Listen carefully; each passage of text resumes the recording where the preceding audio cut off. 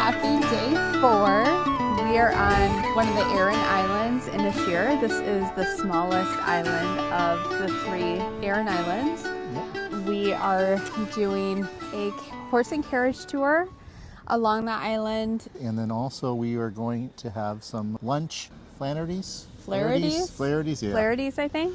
Yeah. But we're going to have some lunch there, and then that's what our plans are. And then after that, we're going to head to the Cliffs of Moher. So that should be really fun. Okay, guys, you can hop in here.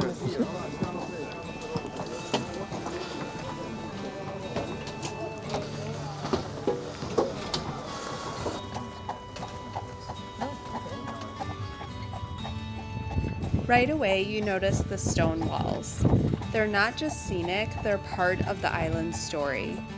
For generations, families cleared these fields by hand, stacking the limestone into walls without any cement.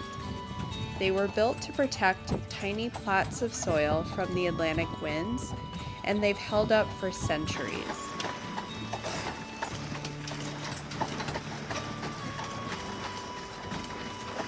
As the carriage follows the narrow pass, the Atlantic opens up beside us, and you can see the MV Plassey shipwreck. The ship was blown ashore in a storm in the 1960s, and the entire crew was rescued by islanders using nothing more than bravery, teamwork, and ropes. Today, the ship sits on the rocks as a reminder of that night and has become one of the most recognizable landmarks on the Aran Islands.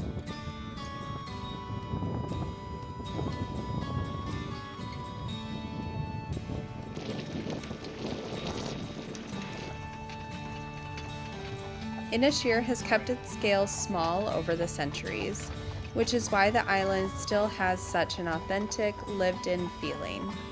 You'll see locals waving as you pass, kids biking down quiet roads, and that everyday rhythm that makes life here feel steady and grounded.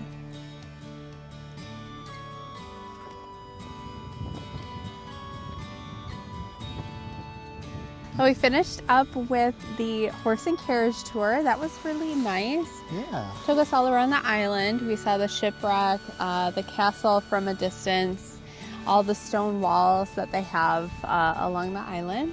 Yep, and it's $15 a person. If you didn't want to do that option, you could also rent a bike. That's $15. Unless you wanted an e-bike, that's the only, I wouldn't say expensive, but the higher price, which is $40. And then there's also a little bus that'll take you around. That's also $15. So all the options are pretty reasonable, I would say, even cheap. Yeah, if you are coming to the Aran Islands, make sure to bring cash if you can. They did say that you can use a card, but the service or the signal is really spotty out here, so it may be hard to actually use the card. And then also, if you wanted to have food at the pub, then that will accept cards because they get a signal better, just in case you were coming, just so you know how that works. Yeah, and after the tour, we went into Flaherty's for seafood chowder. That was so good. It's a nice day today, but it is a little windy. So having seafood chowder on an island on a windy day was just perfect. It was just the right amount of creaminess without being too heavy, fresh seafood, and some soda bread with it. That was absolutely perfect. Yeah, it was really good. And the I got hit with the wave right when we got off, so that kind of chilled me off. So that nice warm soup definitely helps out. Yeah. So we're going to head to Cliffs of Moher next, and we'll pick you up there. We're leaving Inisheer behind us now, heading across the water toward the Cliffs of Moher. Should we go inside or outside?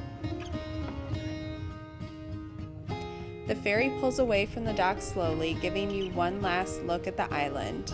It's a nice way to appreciate how small Inisheer really is and how much history fits into such a small place.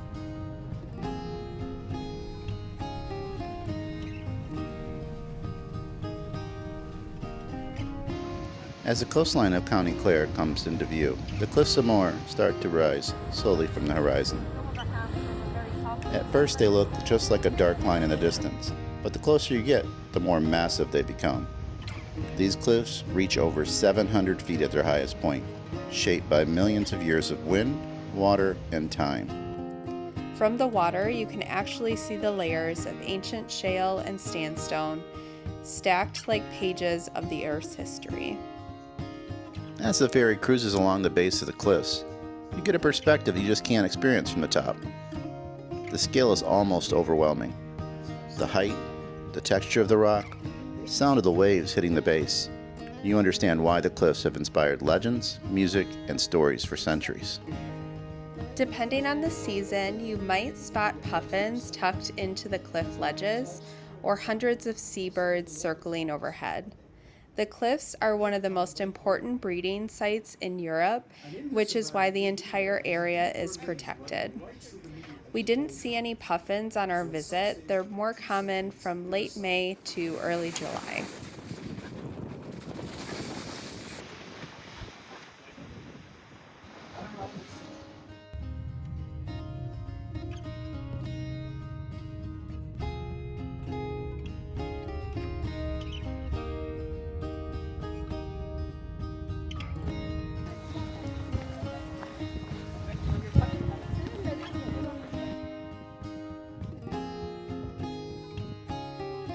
Standing at the top of the Cliffs of Moher, the first thing that hits you isn't the height, it's the scale.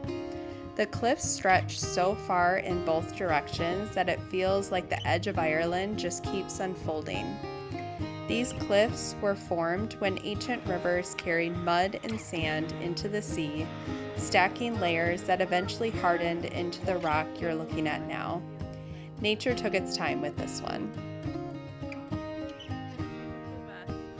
If the views look familiar, it's probably because the Cliffs of Moher have made their way into quite a few films. Harry Potter and the Half-Blood Prince, The Princess Bride, and even Leap Year all used these cliffs as dramatic backdrops. It's one of those places that seems to demand a camera. Near the highest point sits O'Brien's Tower. It was built in 1835 by Cornelius O'Brien. Some say he built it partly because he enjoyed entertaining guests and wanted a spot to bring them for the best views. The wind has a personality of its own up here. Some days it's steady and quiet like today. Other days it comes in strong enough to make you lean into it. People often talk about the height of the cliffs, but it's the sound of the wind and the ocean together that gives this place its real presence.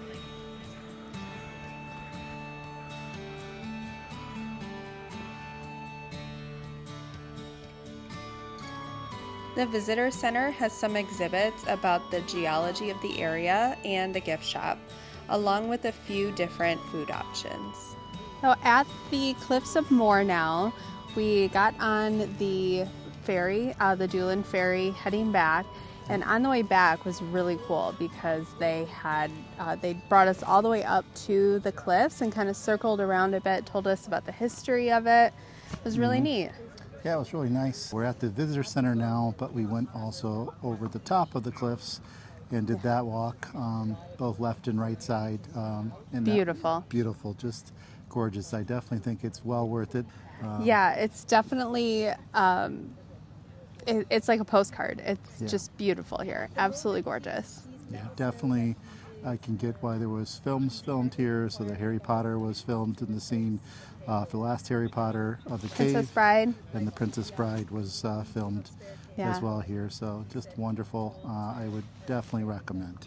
Oh, and with the ferry, if you do this trip and you do the ferry coming back that goes up to the cliffs, sit on the right side. Sit on the right side. There's more of a view of the cliffs on that side than there was on the left. They did still turn it around, so you can still see it on the left, but it's better on the right. Yeah, so if sit you on want the right. photos, video without people in it, right side is the best side. Yeah, we're headed back on the bus soon and headed back into Galway for the night. So we'll see what we come up with for dinner and all the things.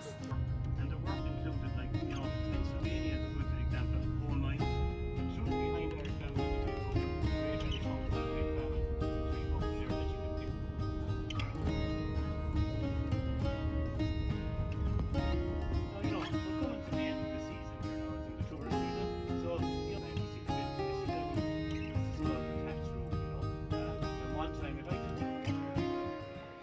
We are at McSwiggin's now for dinner. This was recommended to us by our amazing tour guide, Alan, and it did not disappoint.